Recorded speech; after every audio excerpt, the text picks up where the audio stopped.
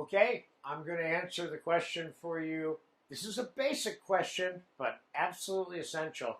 How to make a good basic Italian red wine basil tomato sauce. Okay, are there 100 different ways to do this? Yes. Are they all kind of like the way I'm going to show you right now? Pretty much, with little variations here and there. Okay, this one I can assure you will satisfy a whole lot of people. Okay, this is going to be made with red wine, crushed canned tomatoes, fresh basil, onions, olive oil, garlic, a little bit of salt, fresh ground pepper, sugar, and oregano. Did I say oregano? Yes, basil and oregano. We're going to use fresh basil and some dried oregano. And I want to talk to you real quick about the pro con, or however one might word this, in terms of the dried oregano or the dried basil. Of course, fresh basil is pretty hard to replace in this kind of sauce. But the oregano is a little bit more replaceable. Dried oregano, and what's different about it than the fresh? The fresh is good, certainly pungent, got plenty of aromatic flavors that go directly into the food that it's put into. But the dried oregano has a little bit more of a concentrated oregano flavor to it. I think you know what I mean. You've all had some dried herbs and fresh herbs, and you know the difference. So let's not invalidate or minimize the value of the dried herb because it has a place, okay? So I'm going to start. I'm heating up a pan back here behind me, so it's going to be a little bit hot. And this will be a slight time elapsed video, but very slight. This doesn't take very long to make this sauce, okay? So I'm going to start out by dicing an onion real quick.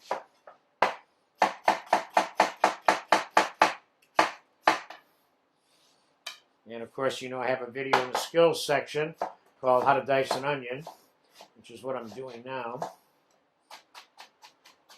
So I got one medium-sized dry Spanish onion here. Could you use Bermuda onion? Yes. Could you use shallots? Yes. What I'm doing here is pretty much the traditional way of making it, though. That word traditional, the reason why it even exists, I think, in cooking is because things become traditional because they go unchallenged because they're so good for so long that they become a tradition. And people have a hard time improving upon things that are traditional and have been around for a long time.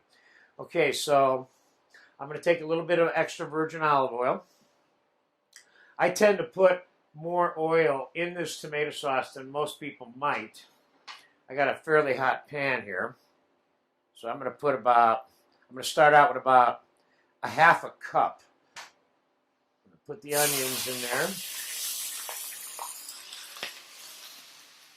And I'm going to put the chopped garlic in here. I'm going to put about a half a cup for starters.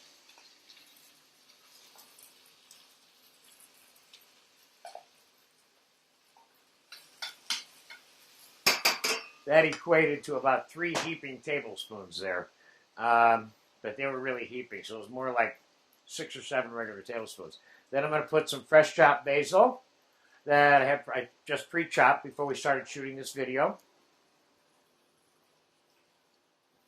And I got about a loosely packed half cup of chopped basil there. And then I'm going to take about a cup and a half to 2 cups of red wine.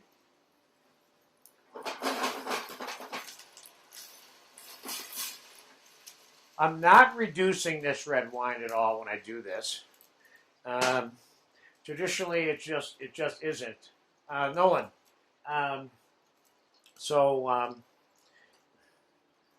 Give that a quick stir. Now, the different kinds of crushed tomatoes that are in the market, there's a lot of them. I would tend to lean towards an Italian version that is redder, okay? I have about 4 cups of crushed red tomatoes here that were in a can, and this is a great way to make this tomato sauce. And we're going to make other tomato sauces, of course, that are in this pasta class that are just kind of fresh tomatoes, too. But this is the canned tomato sauce version.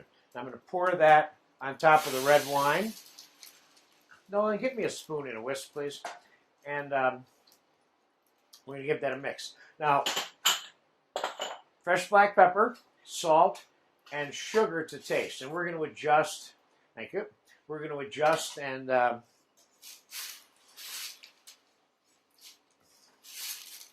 finish this sauce. And we want it to be a little bit chunky with the onion. We're going to adjust it as we go along. Let's give it a couple of minutes to come up to a simmer. Then we're going to go and finish it with some of the seasoning.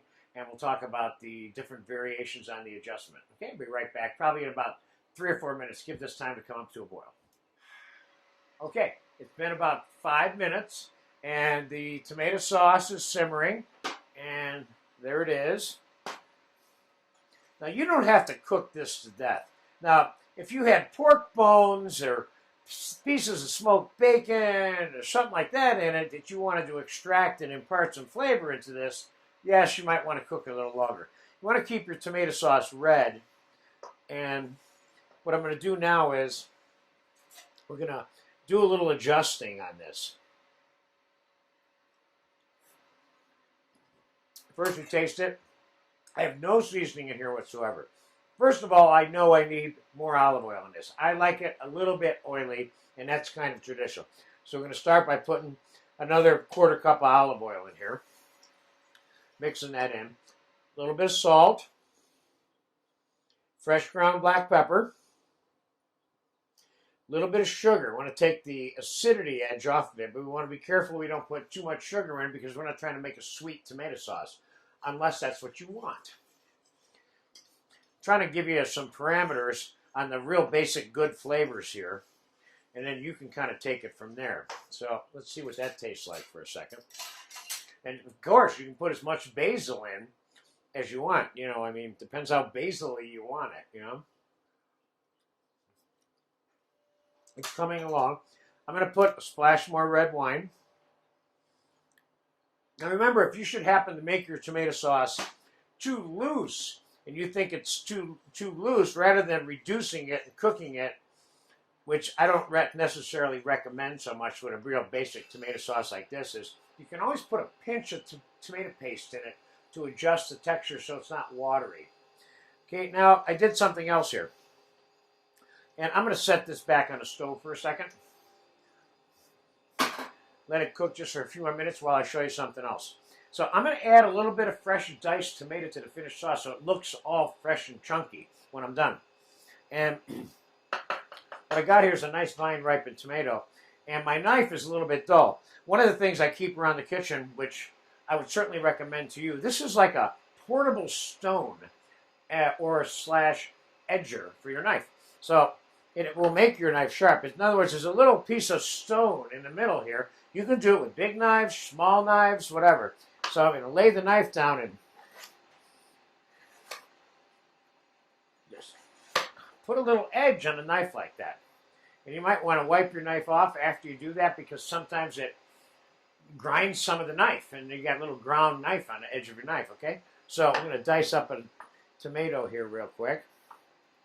We're going to add I diced one already, and we're going to add the, see how nice and sharp that knife is now? We're going to add a little bit of fresh tomato to the tomato sauce. And it will look like the whole sauce is made out of fresh tomatoes when you do this too, you know? There will be a few different uses in this pasta class, but this is a good basic tomato basil sauce.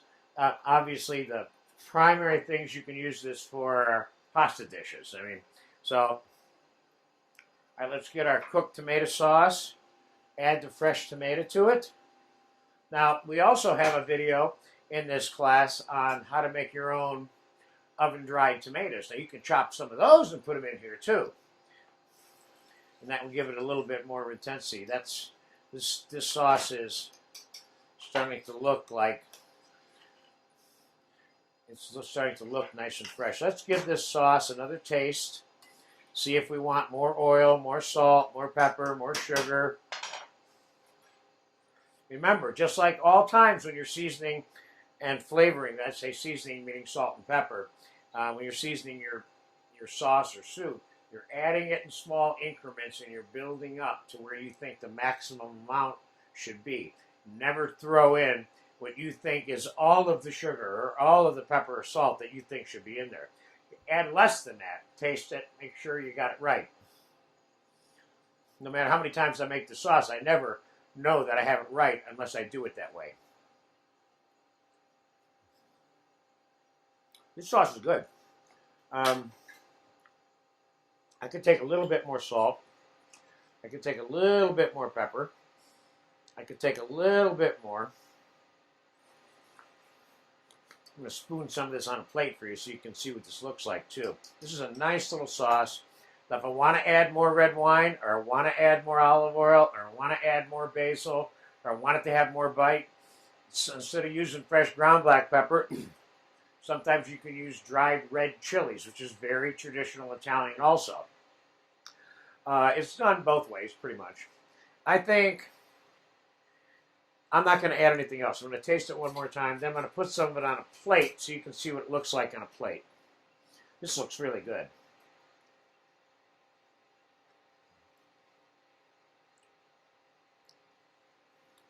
I can still take... Well, I have basil in. Oh, the oregano. Yes, yes, yes, yes. Thank you. Yeah, when you're a cook, you have to be like a Marine. Improvise. I should have put the basil in earlier on in the cook, or the oregano earlier on in the cooking process, and I forgot. Okay. Let's taste it again.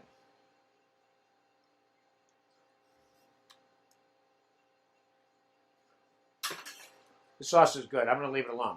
I want you to keep in mind, you are the cook when you're making this. So if you like it a little more oily or a little more basil-y, and of course you can use white wine too if you want in this, but this is a little bit more Southern Italian traditional. Okay, let's see what it looks like on a plate now.